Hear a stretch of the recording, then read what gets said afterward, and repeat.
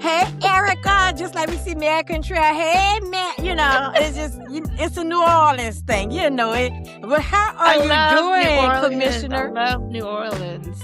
Oh my God. Do you? I do too.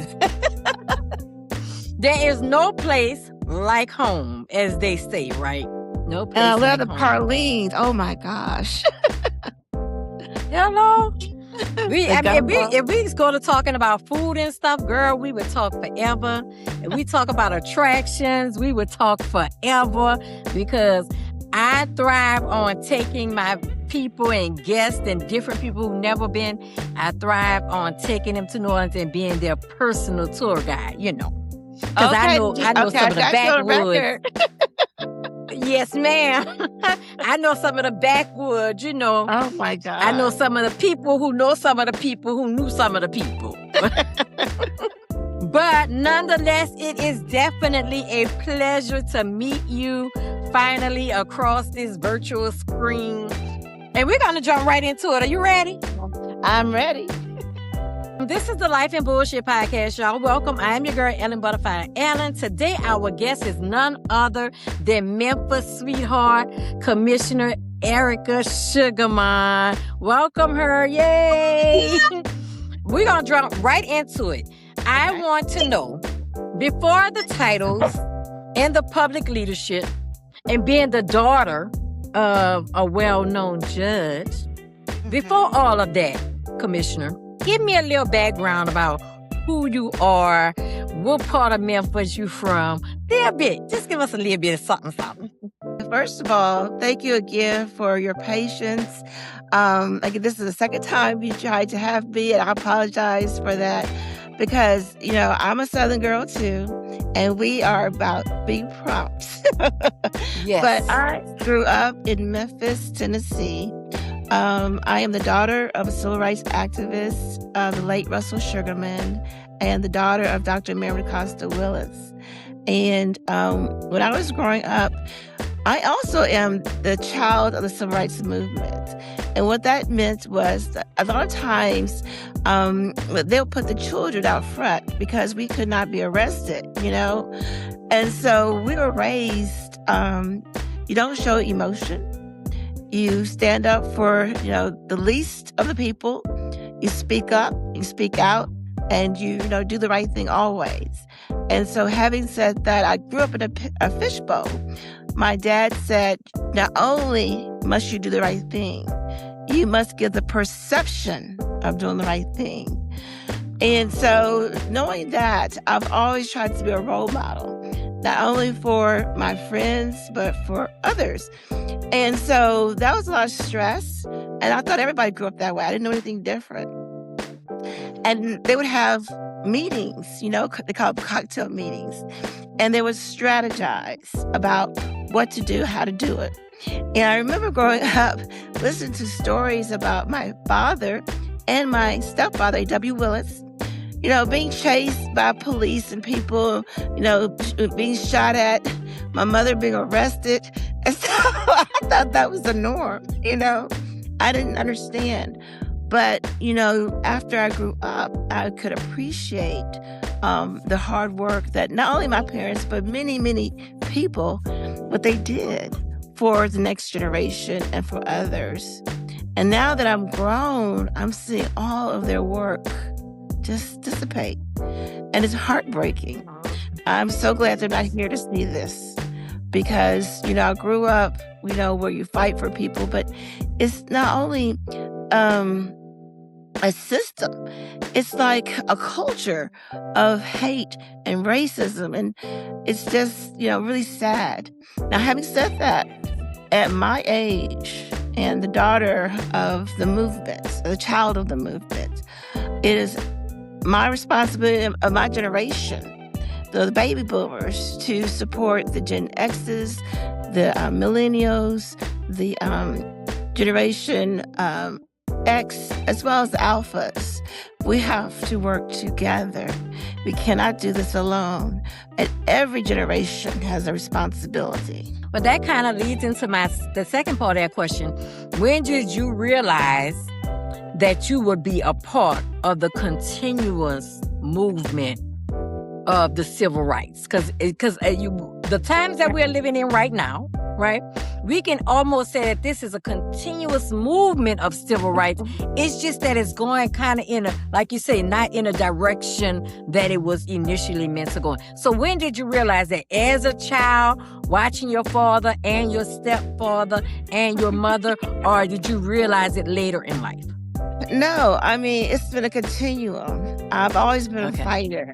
My people call me Spitfire. Yes, I've never stopped fighting. I was raised that way. I've been fighting, for children, for students, for my colleagues. It's never stopped. And people are like, Sugarman, settle down. No, I can't. It's ingrained. So I've never stopped fighting. I'm always fighting the fights, or the fights are fighting me. But having said that, at this point in my time, I'd rather, to support in a different way, because we need to fight a different way. Before, the fight was out in the streets. Now it's a different time, because, we've always put our children, our Black bodies before everyone, but that's what they want. They want to lure us out so that we be gunned down, arrested. And so it's a different type of fight. You hear people like Hispanics and Latinx and white people saying, where are the Black people? Why are they out here fighting? Because they would love to be able to say or do to us what they've done in the past. And so it's a different type of strategy this go around, where fights are going to be different, and they are different. It's going to be getting people to vote. It's going to court. I'm on a lawsuit against the National Guards with other elected officials. So it's a different type of fight. It's not going to be the things that people saw in the past. It can't be, because we have extended our bodies so many times. And we cannot afford this one, but it's going to be different. We're still fighting. Don't get me wrong, but it's going to be a different fight. Okay, so you just hitting all the points for me. You hitting all the points. So the second point that I wanted to ask you, and you can kind of touch on, is the accountability question. Like, the accountability, who do we hold accountable? I know we have to always start with self, but from the political view, from where you are, from the partnerships, from the things that you built in the community and within yourself, right? We're going to talk about that, the things you built within yourself, but we're going to get back to that. That's more of that divine feminine energy. Tell me something about the accountability and where it lies for, as they say, church, state, community, individual. It lies with all of us. The elected officials, okay? Just because they're elected, look at their record. Do they show up? Do they vote? What do they vote for? What do they stand for? And then I don't care who they are, I always tell people, look at my record. Look at my attendance record. Look I'm a legislator. Look at the legislation I write. Who's writing the legislation? The churches. Okay, who's out there standing up? Not all the pastors are out there. Some of the pastors, that aren't doing the work they should be doing, call them out. Tell them. I've talked to pastors all the time.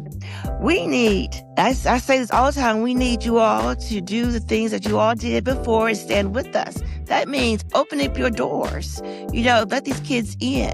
Show them the way. Some of them are lost. So their streets are raising our children. And this is, something that we all have to be accountable for, is the children, because they are the future. They're our next generation. And so I talk to the community leaders even, the ones that we give funding to. And I'm calling them out, because I'm telling people now who we've given money to, I'm calling back some of this money. If you're not doing what you said you're going to do, money's too tight. And I'm taking you to court, and I'm bringing back the money. So hold everybody accountable. Hold the teachers accountable. I have colleagues who try to be friends of these kids. And these kids do not want you to be their friend. They want you to teach them. I remember walking out the door of my school buildings. I'm still in the classroom. And I heard two young Black, young youth, I guess 16 or 17. And one of them was livid. He said, that damn so-and-so and so trying to be my friend. I want him to teach me something. We need to hold people accountable for it. What are you teaching our kids? Are you lifting them up? It doesn't, we in Tennessee, I don't know about, where you're from, in New Orleans, Louisiana, but we have state legislators who are legislating, telling us if we teach civil rights, if we teach about Reconstruction, if we teach about being enslaved, that they can not only fire teachers, but also take away funding. So my thing is, when we had segregation, we had about 40 cities that were run by Black people. We need to hold ourselves accountable as a people. We need Black schools run by Black people, funded by Black people. I would love to see a K through 12 Spelman and Morehouse school, charter school, because that way you control the curriculum. Because these schools are controlling our babies' minds and they're killing them. So we have to hold everybody accountable, whether it's a teacher in the classroom, whether it's a principal, whether it's the school leaders, everybody, all hands on deck. Yeah, and parents. I remember years ago there used to be the PTA and your children coming in. The parents were really, really involved. Like you said, the teachers were there to teach. They wasn't trying to worry about if you liked them or not. They had a job to do and they were doing it. So we're going to move on, and I'm going to ask you this question. As a woman, Commissioner Sugarman, as a woman in leadership here in Memphis, what has been the most challenging part of carrying the influence and the responsibility that you carry amongst the political arena for you? The most challenging? The most challenging, I would say, is being a commissioner itself. Because you have institutional games, gatekeepers, and if you want to become an elected official, I recommend anybody to first observe. For example, before I became a commissioner, I went to the meetings for 3 years and observed. So when I came, when I was elected, I had my agenda already, what I was going to do. So there was no thing as, learning on the job. We don't have time for that. You don't have on the job training. That's beyond. People need to stop doing that. You need to learn the job before you put your name on that ballot. Learn the job. We don't have time for that. And I don't know about New Orleans, but here in Memphis, it's becoming a popularity contest. Who's the most popular person being elected? We don't have time for that. What do you bring to the table? And that's the challenge I'm seeing, is not only as a commissioner, but as an elected official. Because I need people who are going to be my colleagues who have experience and bringing something to the table. And if you can't bring something to the table, then you got to figure out, I've got to learn. I've got to ask for mentorship. All the time, I'm asking people, if you want to run for office, I will mentor you. I will teach you how to write legislation. I will teach you institutional knowledge that I've gained. We've got to reach back and mentor people because it is not a game we're playing. These are serious times. When you have children being pulled out of schools because of ICE, people's lives are depending upon fearless leaders. And if you don't have time for that, I don't have time for you. I don't. And so that is the challenge I'm seeing, is not only just my role as commissioner, but also who's going to come after me and who's working with me. That's a challenge.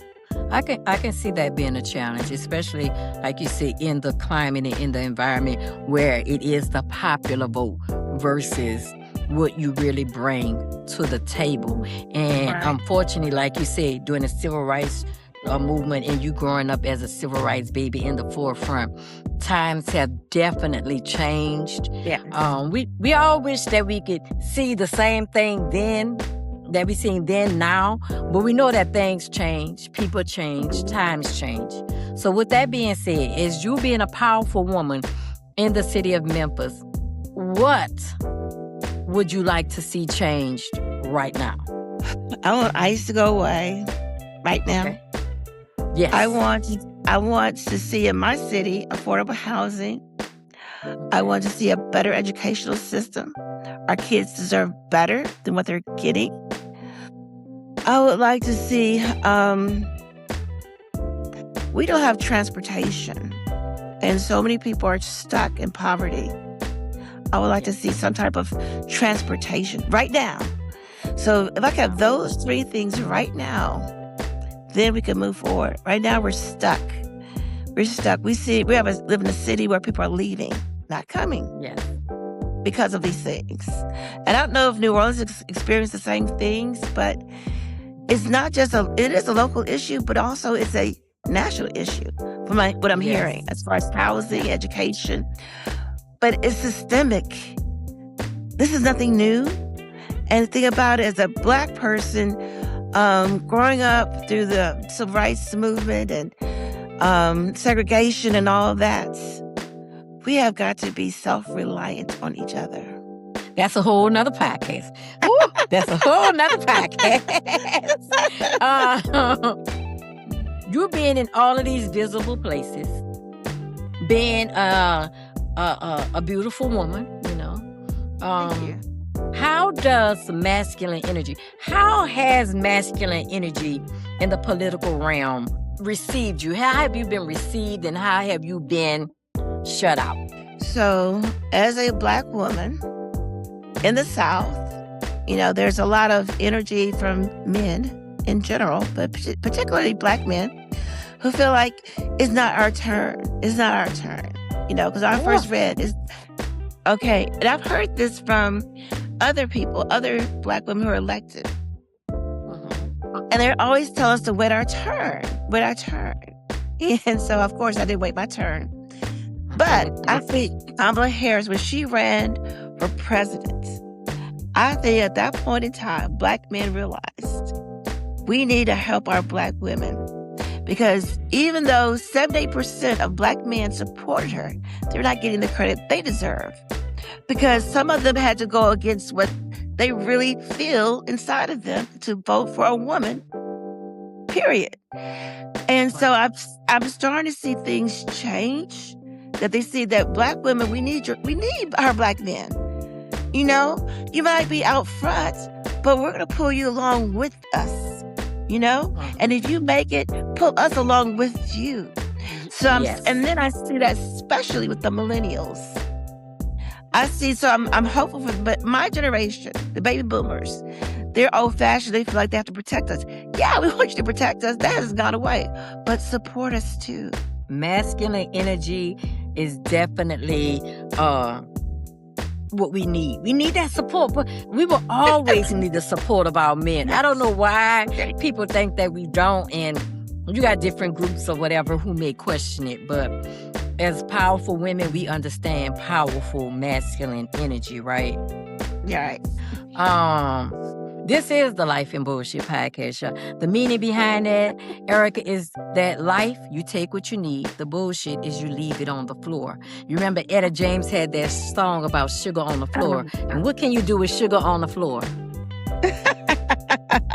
Nothing. You can't do nothing with sugar on the floor. It's just a waste. You got to throw it away.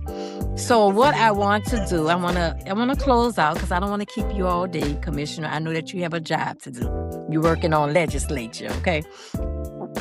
I want to ask you, because sometimes love and power work together, walk together, sleep together, and sometimes it collides.